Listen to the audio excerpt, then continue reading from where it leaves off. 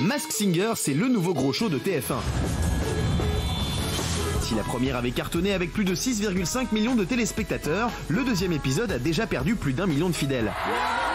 L'une des raisons pourrait être le casting de l'émission qui se dévoile petit à petit. Les enquêteurs essayent tant bien que mal de nous faire croire qu'il y a de grosses stars derrière les masques.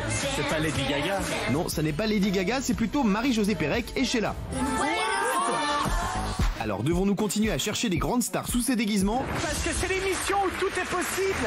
Ce casting fait en tout cas beaucoup réagir. Pierre-Jean Chalençon, d'affaires conclues, a même déclaré sur le plateau de Jean-Marc Morandini. C'est des gens qui sont en fin de parcours aussi, entre guillemets sans être méchants, et qui veulent revenir sur le devant de la scène et ils feraient n'importe quoi pour revenir sur le devant de la scène. Le casting du show n'a pas encore dévoilé toutes ses vérités, mais selon les dernières rumeurs, il n'y aurait pas beaucoup de grands noms cachés sous les masques. Alors selon vous, le casting de Masked Singer n'est-il pas en train de tuer l'émission? Alors, moi, je trouve que Sheila, pour le coup, c'est un nom. C'est pas forcément un nom qui parle aux plus jeunes, mais c'est un vrai nom dans le casting. 85 millions de disques vendus. Oui, Quand même, c'est une énorme star. Mais elle n'est pas très rare en télévision. Ce qu'on avait envie de voir, c'est des gens rares en télévision. Romain. Non, mais c'est ça. Enfin, qui est-on pour dire ce ne sont pas des grandes stars? Marie-Josée Pérec est une grande star dans le monde du sport. Sheila est une grande star aussi. Moi, je pense que c'est pas le casting qui fait du mal à l'émission.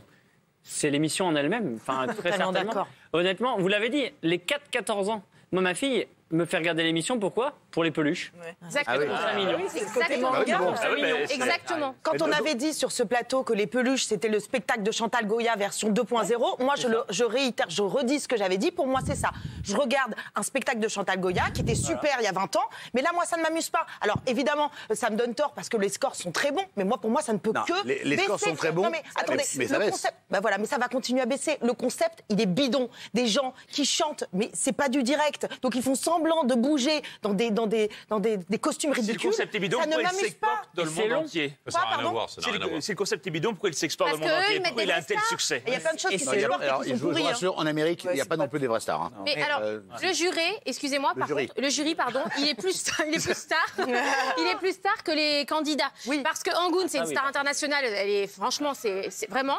Jarry, l'extraordinaire. Kev Adams, j'en parle même pas. Et Sublet aussi. D'accord avec toi. Maintenant, ma fille, effectivement, Victoria, la semaine dernière, je lui disais pourquoi tu regardes? Parce qu'elle m'a engueulé parce que j'ai balancé le nom de qui était derrière la licorne.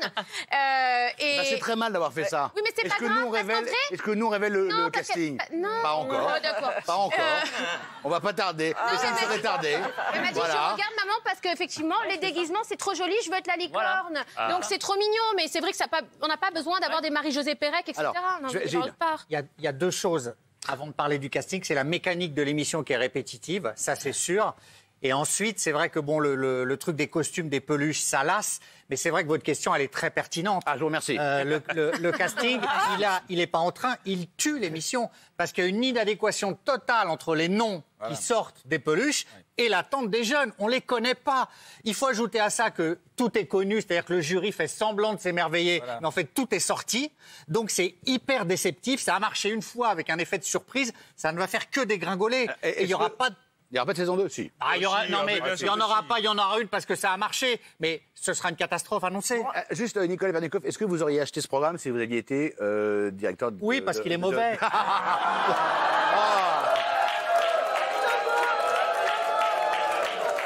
D'ailleurs, sans faire le faillot... Ils vont finir par être obligés de mettre Gilles Verdez dans un truc. Non, mais sans faire le faillot, l'inventeur de cette émission, quand même, faut le rappeler, c'est Cyril Hanouna, avec l'âme dans la chouette. Ah oui. Les fins, on a failli la perdre, pendue là-bas. Mais à la base, c'était quand même une chanteuse déguisée en chouette. Oui. Comme quoi, c'était rien. Je peux répondre à la question? Oui, vous répondez à la question, oui. Non, j'ai juste un truc à dire. Depuis une quinzaine d'années, en fait, les artistes, ils viennent uniquement faire leur promotion. Donc vous n'arrivez plus à avoir des vraies stars qui viennent jouer le jeu comme ça pour une émission, pour un événement. Est-ce que je l'aurais fait? Non, parce que vous voyez bien le jury, c'est poussif. C'est-à-dire que même eux n'y croient pas. On sent bien qu'ils incarnent rien, qu'ils ne croient pas eux-mêmes à la blague. Donc il faut surprendre dans ce genre d'émission. Donc la promesse est très très forte, parce qu'elle est vraiment forte. Elle est belle, la promesse. Mais derrière, c'est ultra déceptif. Donc la première l'a montré, un score très très haut. Perdre 1 million de téléspectateurs en une semaine, c'est énorme. Ça veut dire qu'on peut encore perdre 500 000 ou 1 million. On va voir, c'est Il reste long. 4 émissions à diffuser. Alors, ils ont quand même fait un peu du tease, comme on dit dans notre jargon, pour booster l'émission. Et ils ont passé l'extrait de l'Aigle. Et écoutez bien la prestation chantée de l'Aigle.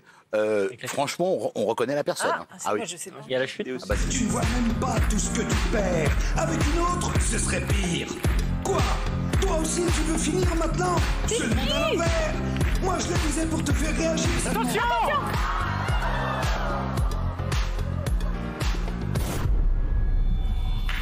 Eh oui. Excusez-moi, pendant que j'y suis, je vais balancer ces 15-0. Un ou deux, je ne sais pas. Suspense. Il va bien parce que. Oui. Il a fait une belle pelle. Alors, évidemment, les internautes sur Twitter s'en donnent à cœur joie. Oui, mais ça, c'est le jeu. Et c'est vrai qu'ils sont, tout le monde est tombé juste. Sur le Lion, par exemple. Qu'est-ce qu'on est comme rumeur?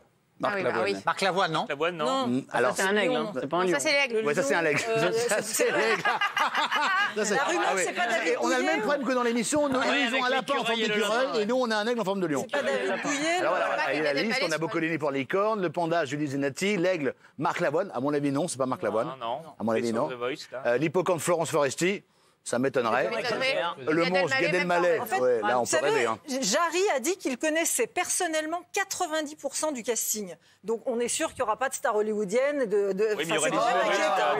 Il faut qu'il arrête de dire Lady Gaga comme il annonce. Non, mais attendez. Il a dit dans une Lady interview Gaga l'autre fait jour. cette émission. Maxime est prix Nobel de chimie. Ah bah alors peut-être un jour, qui sait? Non mais c'est impossible. Lady Bah voilà, Gaga, non, mais justement, quel est c'est l'intérêt impossible. d'annoncer Lady Gaga, Marion Cotillard ou Alors, Faire rêver. est-ce qu'on peut dire aussi une autre chose? Je veux pas être celle aujourd'hui, cette semaine, qui dit du mal de tout le monde, mais peut-être un petit peu. Mais est-ce qu'on peut aussi parler des vannes entre le présentateur et le jury qui sont quand même assez mauvaises? Parce qu'on dit rien, mais est-ce que vous passez quand même, quand vous regardez cette émission, des moments drôles? Parce que moi, je suis la seule à pas rire. Parce que j'ai l'impression toutes les semaines vous êtes plus dans le public en fait. Vous êtes plus dans la C'est pas une cible. émission Non, mais j'ai humoristique. l'impression d'être C'est de punie. l'humeur. Camille, Ça va au-delà de ça. L'animation de Camille, franchement, elle est bonne. Après, c'est vrai que le concept, il y a encore combien de semaines? Alors, je dois être devenue trop vieille. 4 semaines. Donc il y a encore Non, mais je suis trop 4 vieille, semaines. alors. Allez, 4 semaines, c'est long. C'est long, 4 semaines. Alors, en Allemagne, c'est très long. Plutôt pas mauvais. Camille, Il faut vraiment bien monter la sauce. Exactement. Ah non, mais alors je dois être trop vieille parce que là, personne ne me fait rire. Alors, vous savez que l'émission est évidemment enregistrée. Je trouve que c'est un peu dommage. Ce serait été mieux qu'il le fasse en direct, comme Le c'est fait en producteur Allemagne. m'a dit que c'était pas possible parce qu'il y avait trop de bois entre les différents membres du jury. Donc pour clarifier le son entre eux, il fallait des coupes dans le montage. Des coupes dans le montage. Dans le montage. D'accord, très bien. Pourquoi ils le font? Alors apparemment, il y aurait eu un petit couac au moment où le lion a dû s'exprimer.